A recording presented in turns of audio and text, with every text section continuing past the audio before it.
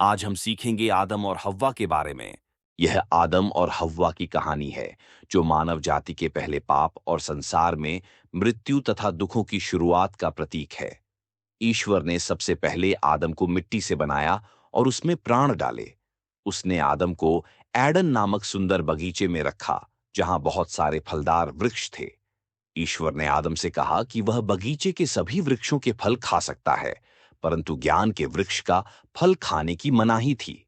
कुछ समय बाद ईश्वर ने आदम को अकेला देखकर उसकी सहायता के लिए हव्वा को बनाया, जो आदम की पसली से उत्पन्न हुई थी। आदम और हव्वा दोनों खुशहाल जीवन जी रहे थे।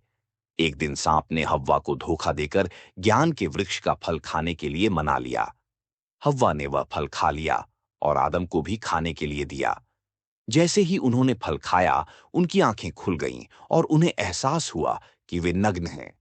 वे शर्मिंदा हो गए और पेड़ के पत्तों से अपने शरीर को ढकने लगे। जब ईश्वर ने देखा कि उन्होंने उसकी आज्ञा का उल्लंघन किया है, तो वह क्रोधित हुआ।